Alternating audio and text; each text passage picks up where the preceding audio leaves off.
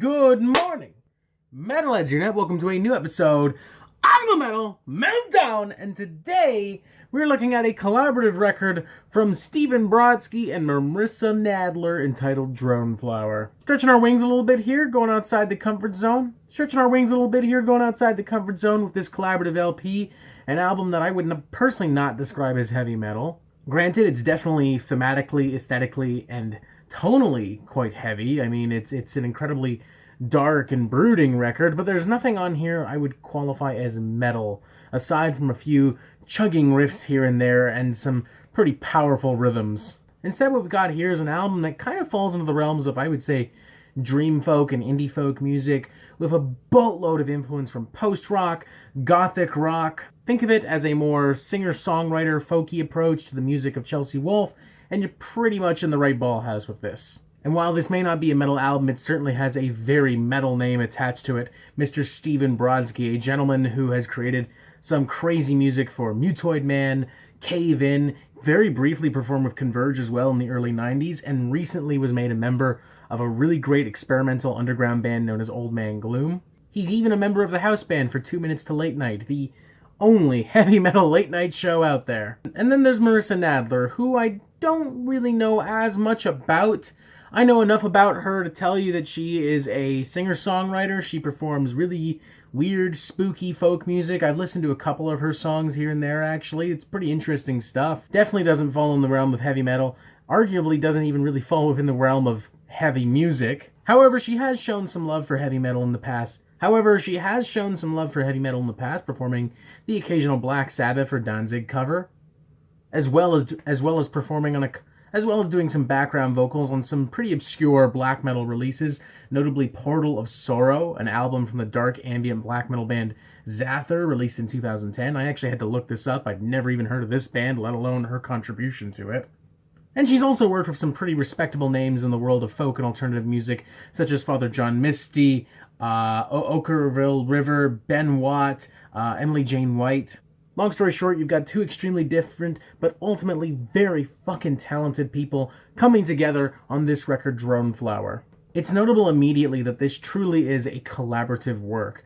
Both of these artists have brought samples and sounds and ideas from across their musical careers onto this record, and have mixed them and fused them together in all of the right ways, creating a record that is dreamy and haunting. A record that is dark and harrowing, but also quite serene and beautiful. A record that doesn't just highlight these artists' individual talents and successes, but also pushes both of them into new and interesting territory. And since we've already made a bit of an argument that perhaps this album isn't heavy metal, I'm going to take advantage of that and say that this is one of the first non-metal albums I've enjoyed so far this year, alongside morbid stuff from Pup, may I add. It all starts in that atmosphere, man. It's just so daunting, so harrowing. It feels like you're walking through a graveyard at times. It's miserable and dreary. It's the kind of soundscape that we see quite often modern pop artists trying to achieve, most recently Billie Eilish on some of the more intimate numbers on her record.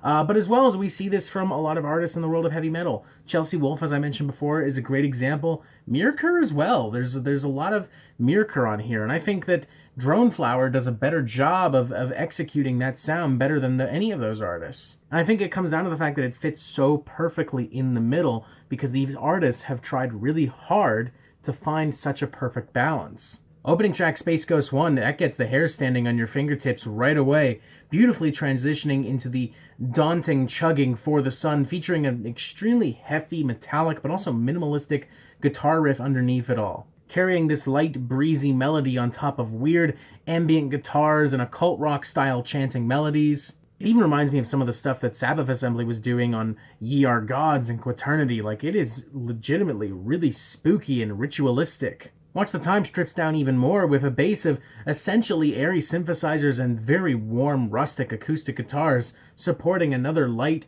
breezy, yet dreary melody. Which then brings us to Space Ghost 2, one of my favorite numbers on the record, which takes a lot of melodies that we've heard in the very opening, Space Ghost 1, as well as For the Sun, and gives it more of a symphonic background. Suddenly these dreary metallic folk songs sound absolutely fucking scary. In fact, if you were to find somebody unfamiliar with Droneflower and ask them where this song came from, I'm willing to bet they would answer it's from a horror movie. My favorite track on the record, though, is also one of the most surprising tracks on the record, a cover of Guns N' Roses' Estranged. That's right, one of Guns N' Roses' biggest and most over-the-top songs has been turned into a 7.5-minute weird gothic dreamfolk number. And it fucking works.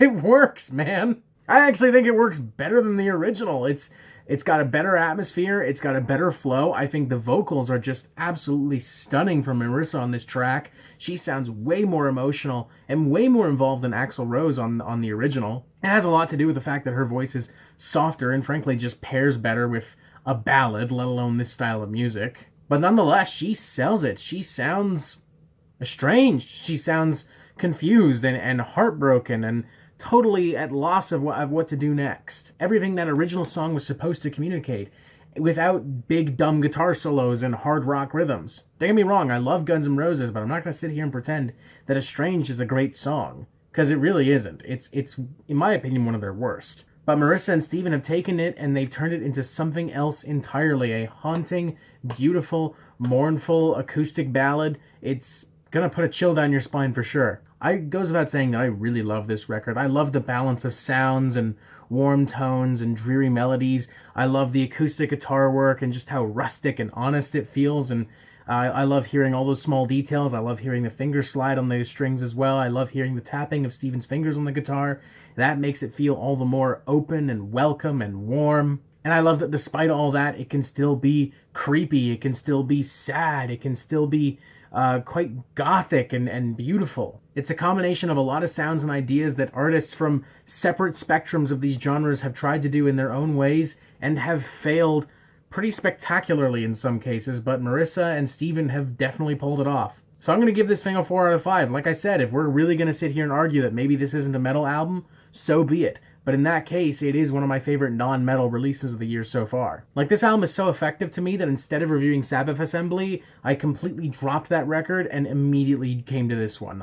This gave me everything I wanted from the Sabbath Assembly record, actually, since we're on that topic. Since this channel is called The Metal Meltdown, I know for a fact that a lot of you probably are going to have some harsh comments towards this record. Just judging by comments that some users have left on previous videos, I can see it so clearly. There's going to be at least one guy who's like, why didn't you review the new album from my favorite underground blackened death metal band? What the fuck? Why didn't you review the new album from Decapitated Horsefuck or whoever? If you're open-minded to all of the artists that I've talked about in this review, and for that matter, open-minded to folk music and indie music and alternative music, then definitely check this album out. Maybe wait for like a really rainy day and just let this album wash over you. Let it just open itself right up so you can get real sad and real upset and you'll just have a great time. Or a bad time, I guess, depending on how you look at it. I don't know what to tell you. I wanted to look at something different, and boy oh boy did I get something different. 4 out of 5, a really great record. And that is it for the Metal Meltdown. I'm not an expert, nor do I claim to be, so what do you think? Do you like this record? Do you not like this record? And what do you want to hear from me next? And thank you for watching. Make sure you press subscribe so you get updates on the Metal Meltdown fucking immediately. And you have yourself a fantastic fucking day.